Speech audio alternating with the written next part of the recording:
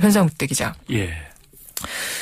지금은 정말 29명밖에 남지 않았기 때문에 가족들이 휑한 체육관에 계세요. 예. 그렇다면 이분들을 뭐 어디 숙소로 옮기는 편이 낫겠습니까? 일단 가족들은 서로가 서로를 의지하면서 또 계속 들어오는 정보라든가 소식들을 공유하려고 하니까 아마 흩어지려고 하지 않겠죠. 네, 한 자리에서 서로가 바라보면서 있을 수 있는 공간을 원할 건데 예. 너무 큰 공간에 이제 많이는 안 남으셨으니까 예.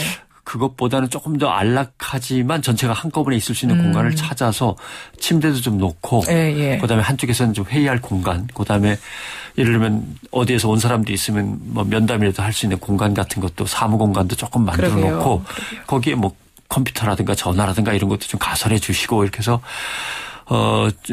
뭐랄까요 피해자 가족 대책 사무실 정도로 공간을 하나 좀 만들었으면 거기에 상황판도 하나 놓고 서로 겸해서. 소통도 되게끔 네. 그렇게 좀 해주셨으면 좋겠습니다. 그게 일주일이 됐든 뭐 3일이 됐든 이분들 그 텅 빈 운동장에 휑한이 남겨져 있는 모습이 참 보기도 슬프더라고요. 뭔가 그런 공간이 필요할 수밖에 없는 게 지금 피해를 입은 가족들의 예를 들면 자살 기도라든가 또 심한 예를 들면 우울이라든가 이런 것들 때문에 그분들이 계속 만나고 서로를 치유할 수 있도록 어떤 대책 공간 자체가 마련이 돼야 될 것 같습니다. 지정된 공간이 있어야겠죠. 맞는 말씀입니다. 이 얘기를 좀 정부에서 새겨 들어주셨으면 좋겠고요. 레인보우로 김정숙님 경기도민이시래요. 이분도. 세월호 사건 보면은 아예 선거를 거부하고 싶을 정도의 심정이시랍니다. 지금 경기도민들이 느끼는 충격이 더 큰 거죠. 언론, 위정자들, 뭐 이런 분들 다 말만 번지르 하지 말고 정말 그분들 심정에서 뛰어달라 주문을 하셨습니다. 고맙습니다. 여러분의 의견 하나하나 잘 받아봤고요. 기자수첩 넘어가죠. 예. 오늘하고 내일은 세월호 참사 사고와 관련해서 국내 정치를 좀 살펴보는 시간으로 진행을 해보겠습니다. 박근혜 대통령의 통치 리더십은 이번 사고로 민낯을 보이면서 맨 얼굴을 보이면서 상당히 타격을 입었습니다. 국정원 대선 개입 비리, 간첩 조작 사건 의혹 이때도 큰 변동이 없었는데 지지율이 그렇죠. 급락하기 시작했죠. 그러니까 국민과의 소통을 제대로 못하면서도 어차피 지지율은 엄청나게 올라가 있는데라고 이걸 믿고 있었던 건데 이 안일함이 이제 오만함이 깨지는 거죠. 반성을 해야 되는 거고요. 지지율 하락에 있어서 되게 그렇거든요. 야당이나 이런 데서 나서가지고 정치적으로 비판하고 정치적으로 저항한 다음에 사회의 일반 국민 민심이 그걸 이제 뒤따라가는 거죠. 야당이 먼저 나서고 그렇죠. 민심이 따르고 보통은 그런데 이번 세월호 참사와 관련해서는 사회의 일반 국민의 민심이 먼저 이반하면서 불같이 타오르고 거기에 이제 야당이 눈치를 보면서 슬슬 따라가면서 이제 비난을 하는 이 구조가 차이가 좀 납니다. 워낙 참 이례적이고 어마어마한 사건 아니었습니까? 그러니까 보통의 우리가 알고 있던 것과는 정말 다른 상황들이 벌어지는 건데 특히 10대들이요.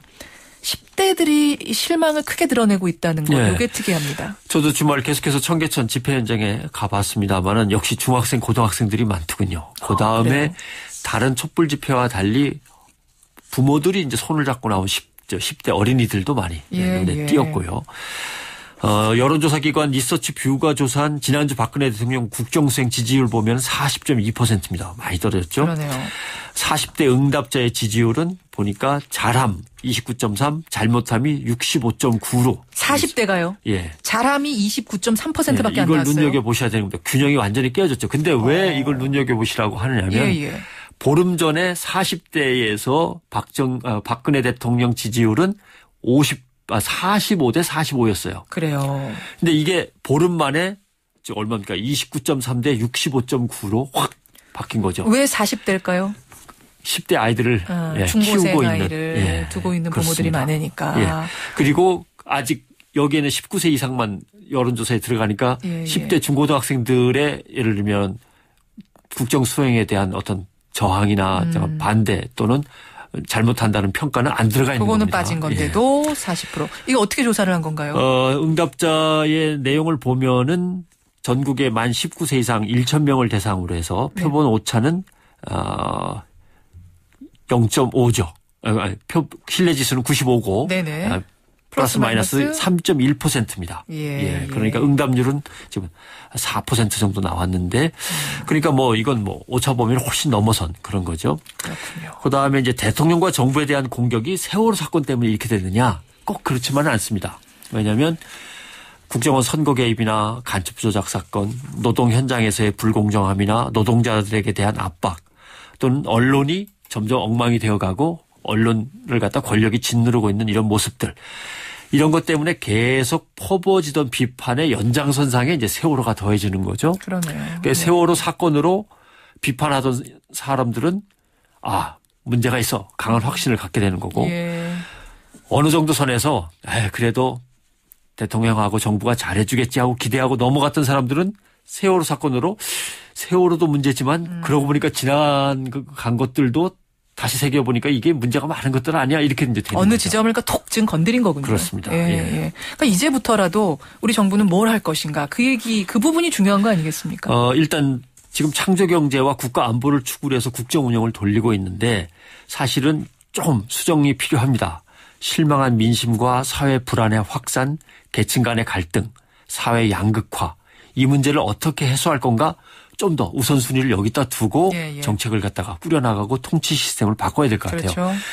정부와 국가에 대한 신뢰, 정부 지도자에 대한 신뢰가 이게 뚝 떨어져 있는 상황에서요. 만약에 금융위기가 닥친다거나 안보위기가 닥친다거나 천재지변이 뭐 또 일어난다거나 하면은 국가적으로는 위기가 확대되는 거죠. 예. 네, 그러기 전에 통치 시스템을 좀 조정을 해야 됩니다. 예. 그다음에 새로운 통치 행태도 필요한 것 같아요. 문화도. 관리들이 다 대통령 입만 바라보고 있어요. 방송들은 다 대통령 입에서 나오는 말만 받아쓰고 있어요. 옮기고 있어요. 예. 민주화 이후에 20년이 지났는데도 후진적인 정치 시스템, 권위주의적인 통치 스타일이 그대로 유지되면서 허점이 생겨난 거라고 보는 거죠. 그런 허점이 또 다른 어떤 곳에 남아있는가 지금 살펴야 됩니다. 그래서 고쳐야죠.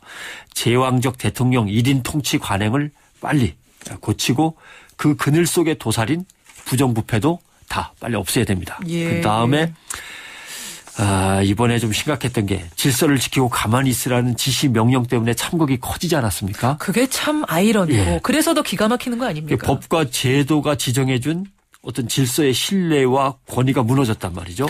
정말 질서 잘 지키고 법대로 산 사람들이 피해보는 사회인 우리 사회의 축소판을 이번에 세월호에서 본 거다 이런 분들 많으세요. 근데 우리 역사상요.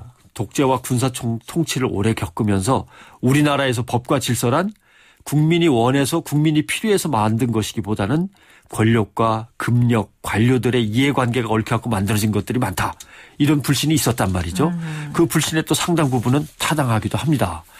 그래서 이제는 법이 보호가 아닌 통제라는 그런 어떤 이미지를 벗어 던지고 빨리 법과 제도에 대한 신뢰를 다시 회복해야만 됩니다. 그래서 법과 제도에 대한 신뢰가 빨리 정상화되고 학교에서는 아이들의 실망을 자율과 규율이 균형을 갖출 수 있도록 아이들에게 법과 질서는 왜 필요하다는 것도 다시 가르쳐줘야 되고. 오늘은 정부에 대해서 하고 싶은 말씀하셨는데 내일은 정치권 또 시민들에게 하고 싶은 말씀도 준비하셨다고요. 내일 기대하겠습니다. 말씀을 드리겠습니다. 수고하셨습니다. 고맙습니다.